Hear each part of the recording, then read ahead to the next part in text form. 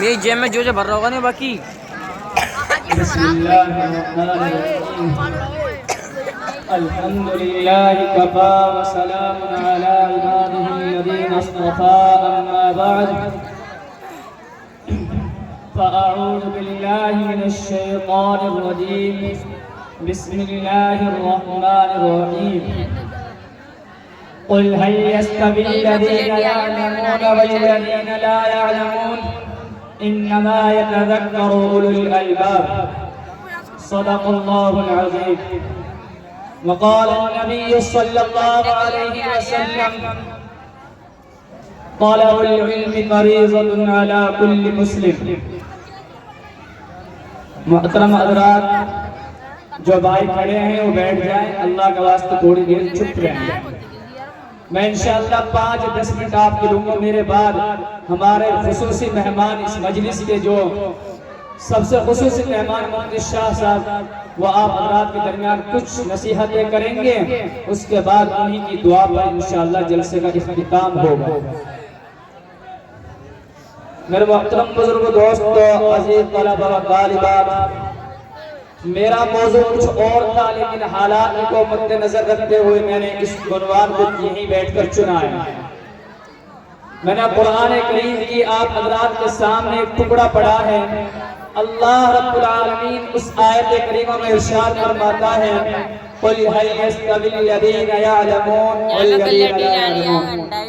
اے نبی جی آپ فرما دیجئے کہ اہل علم جاننے اور نہ جاننے والے برابر نہیں ہو سکتے ہیں. یعنی اس کا سیدھا سا ترجمہ اس طرح کیا جائے، اے نبی علیہ السلام آپ فرما دیجئے جو علم جانتے ہیں، جو قرآن کو، کتاب کو، نبی صلی اللہ علیہ وسلم کے احادیث مبارکہ کو جانتے ہیں، وہ اور نہ جاننے والے ایک صف میں کھڑا نہیں ہو سکتے، برابر نہیں ہو سکتے. تو میرے محترم بزرگ دوستو، آپ حضرات نے بچوں کا پروگرام دیکھا اور انہوں نے اپنے آپ کو پیش کیا. میں آپ کو یہ بات بتا دینا چاہتا ہوں کہ منچ پر بیٹھ کر بولنا یا کھڑے ہو کر بولنا ہر کسی کی بس کی باتیں نہیں ہوا کرتی. ان بچوں نے اپنا حوصلہ دکھایا، آپ حضرات کے سامنے پیش کیا. لیکن میں آپ کو بتا دیتا ہوں کہ تعلیم و تعلم کتنا ضروری ہے. میں آپ کے سامنے 2 واقعے پیش کرتا ہوں، بات کو ختم کر دیتا ہوں، بات کو طول نہیں دوں گا. ایک واقعہ یہ پیش کرتا ہوں کہ آج کی سوسائٹی میں، آج کے ماحول میں جو کتنا گندا ماحول بن چکا ہے، اس میں بچوں کو مدرسے اور اسکول میں بھیجنے میں کیا فرق ہے. مولانا حکیم الدین صاحب اٹاوڑی دعوت برکاتہ ہریانہ کے رہنے والے وہ بیان کرتے ہیں. انہوں نے بتایا اور میں حضرات کو بتا رہا ہوں، کسی کی بات کو نقل کرنا کہ اس لیے کہ وہ بات ہماری سوسائٹی میں آ جائے تو بہت اچھی بات ہے. حضرت فرماتے ہیں کہ اسکول میں پڑھنے والے بچے کے لیے اس کی ماں کیا کیا کرتی ہے، اور مسجد مدرسے میں پڑھنے والے بچے اور بچی کے لیے کیا اس کی ماں کرتی ہے. تو میں پہلے اسکول میں پڑھنے والے بچوں کے بارے میں بتاتا ہوں. اسکول میں جو کسی کا بچہ پڑھتا ہے، چھوٹا سا بچے کو ماں صبح اٹھاتی ہے اور ٹائم ٹیبل سے اٹھاتی ہے. یعنی اگر اس کا اسکول 8 بجے کا تو اس کو اس کی امی 7 بجے اٹھا دیتی ہے. اس کا منہ دھلتی ہے صابن سے، اس کو اچھی طرح صاف ستھرا بناتی ہے، اس کے گیٹ صاف کرتی ہے جو آنکھوں میں لگی رہتی ہے، اس کی ناک صاف کرتی ہے، اور اس کو 10 روپے دے کر ٹائی وائی لگا کر اسکول کا بستہ دے کر اس کو ٹفن میں کھانا پیک کر کر اسکول کے لیے روانہ کرتی ہے. بلکہ روانہ نہیں، وہاں تک چھوڑ کر آتی ہے جہاں اس کی بس لینے کے لیے اس کو آ جائے. ہے کہ نہیں وہی ماحول؟ سچ بتانا، جھوٹ مت بولنا. اب اسی ماں کا حال اپنے دوسرے بچے کے ساتھ سن لیجئے. اس کے 2 بچے تھے، ایک کے نام التمش تھا، ایک کے نام ارسلان تھا. جو التمش تھا وہ اسکول چلا گیا، ارسلان کی باری آئی. ارسلان بیچارہ مدرسے جاتا ہے، مسجد جاتا ہے. اس کی ماں نے، یہاں تو اعلان نہیں ہوا کرتے ہیں، گاؤں دیہاتوں میں آپ حضرات گئے ہوں گے تو وہاں دیکھا ہوگا صبح صبح فجر کی نماز کے بعد اعلان ہوتے ہیں پڑھنے والے بچے پڑھنے کے لیے آ جائیں. ہوتا کہ نہیں ہوتا؟ بزرگ حضرات کو پتا ہوگا ہوتا ہے. تو اس کی ماں اب ارسلان کے ساتھ کیا سلوک کرتی ہے؟ اس کی ماں یہ سلوک کرتی ہے کہ ارسلان کو پھٹا پھٹ بستر سے کھینچتی ہے، ٹانگ پکڑ کے کھینچا اور اس کو 1-2 چانٹے مارے. اور اس کے ہاتھ میں قاعدہ جو پھٹا ہوا جگہ جگہ سے وہ دے دیا پھینک دیا مسجد. نہ اس کی گیڑ صاف کی, نہ اس کے پیروں میں چپل ہے. وہ رات کو بچہ کھیلا, گلیوں میں کھیلا, نالیوں میں کھیلا.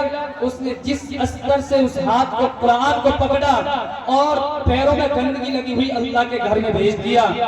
اب آپ دیکھیے اس ماں کا سلوک دو بچوں کے ساتھ الگ الگ ہوا ہے. اسکول میں پڑھنے والے بچے کے ساتھ اس نے کتنی ہمدردی سے ساتھ کیا.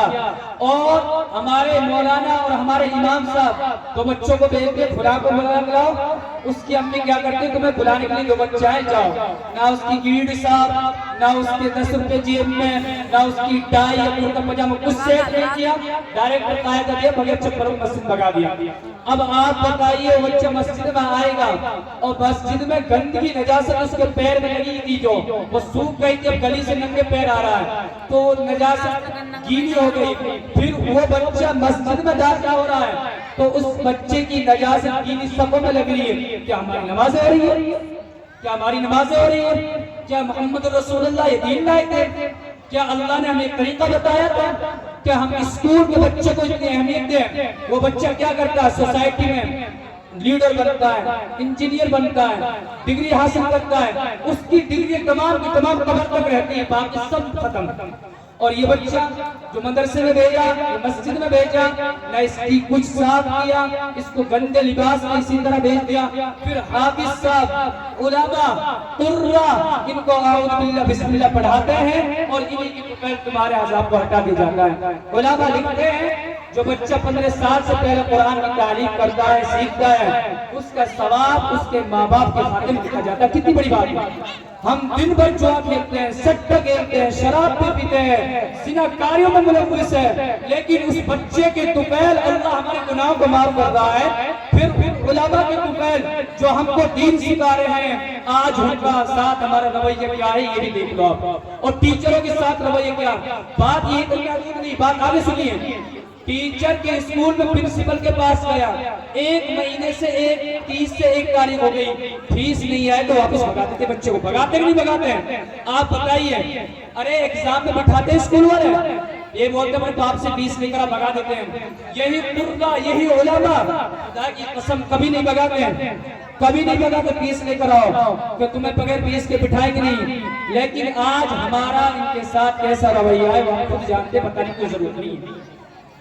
میرے محترم بزرگوں, دوستوں اور نوجوانوں, خدا کی قسم علماء کی قدر کرو, علماء کی قدر اور اہمیت کرو. اس کے بعد میں دوسرا باتیں بتا دیتا ہوں اور بات کو ختم کرتے, میرے پاس ٹائم نہیں ہے.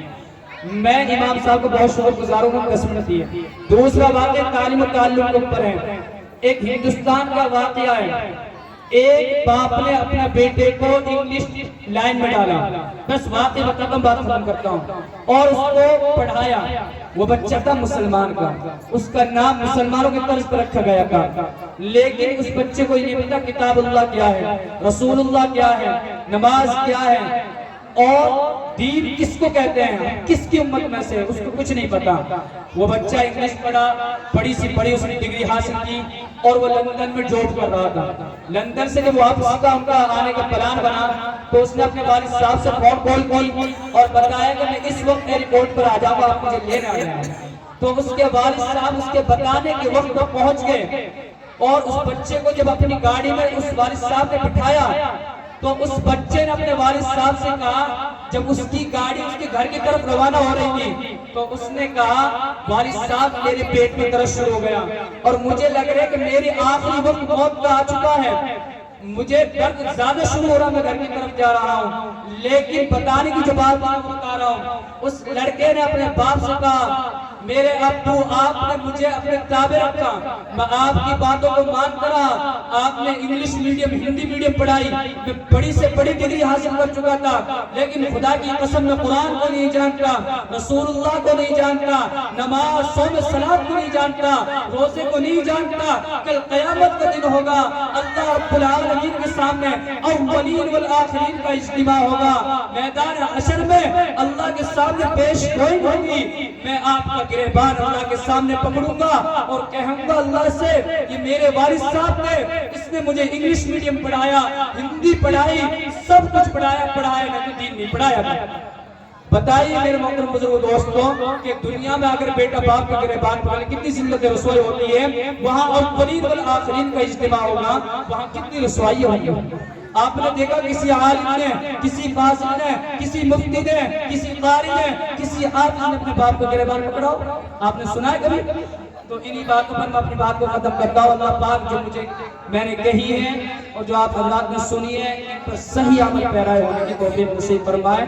آخر میں ہمارے مفتی صاحب اپنی چند قیمتی نصیحتیں بیان کریں گے، انشاءاللہ ان کی دعا پر اختتام ہوگا۔ سبھی حضرات بیٹھ جائیں۔ حضرت سے بات کروانا درخواست کرتا ہوں، آئیے۔ السلام علیکم۔